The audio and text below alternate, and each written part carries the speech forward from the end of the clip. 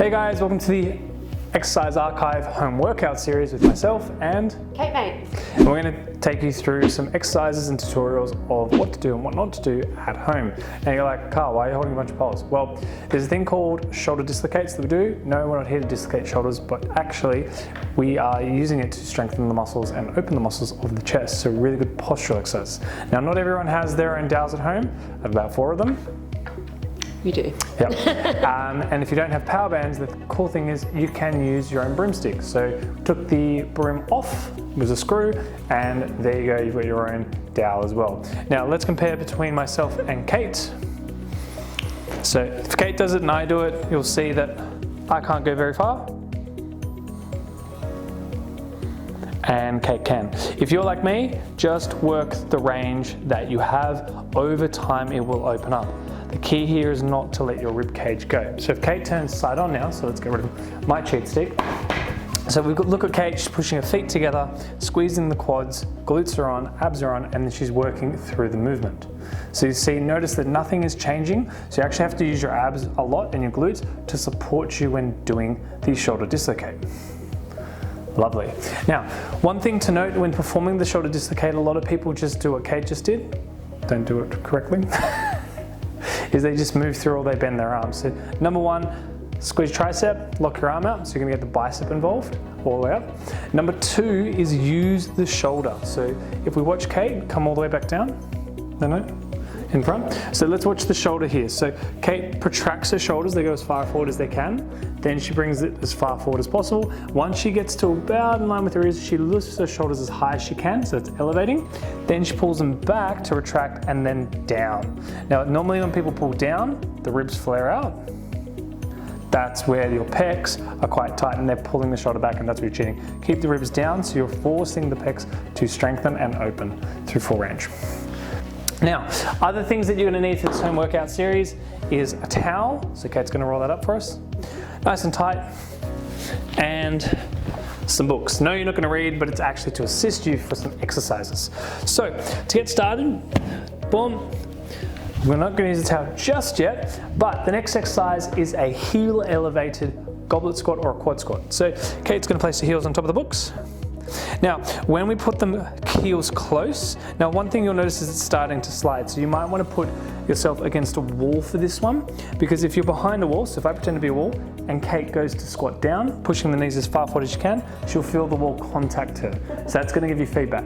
Quad squat is designed to push the knees as far forward as you can to strengthen the rectus femoris. So that's the muscle attached from the hip and the knee. And so it's really good to work on. Now, if let's say Kate can only go halfway, she goes all the way down, she pauses and holds for 4, 3, 2, 1, then up. So if that's your range, work to that range. If you can go all the way down, beautiful, and back up. So notice posture, nice and straight, so there's no hinging back. If you're doing normal squats, then your hips will hinge back. So if you're doing an elevated normal squat, hips come back as the knees bend, so that distributes the loads through the glutes and the quads. So if you're doing a high heel elevated quad squat, push the knees as far forward as you can. Goblet squat is where you'll hold something in between your hands. That could be a dowel, a weight, milk bottle, sand, or rice. Probably a lot of us have rice bags, so you could use that as well. Or put a bunch of things in your own personal bag and hold that too. Now, let's start from the feet. Heels pressed down on the books. Now pause. If you don't have books, let's say you don't have books, beauty is you can use your trusty new dowel rod or broomstick. Push heels up as high as you can. Get close to the wall, probably about a fist distance from the wall. So let's pretend I'm the wall, and then Kate goes to squat. She's using that dowel to assist her to go down and back up. This challenges a little bit of the stability of the foot, but this is how you can get around if maybe your books are precious or you don't have any books at all, because maybe you're using everything on Kindle or you've downloaded it all, then that's awesome. So this is how you can get around that. Okay, thank you very much. Beautiful. So once you've done that, setting up from the feet, then the objective is to push the knees as far forward as you can, squeeze your butt as hard as possible, and keep that torso upright. So the next exercise, Kate's gonna lie on her back for us. So with the towel, you've rolled it up. Now the thing here is your arms press into the floor as hard as possible, And what we're doing is we're setting up the back and the shoulders. Carl, what are we doing? We're doing the ab knee tuck. So we're gonna use our abdominals here. So Kate's gonna bring her knees up at 90 degrees.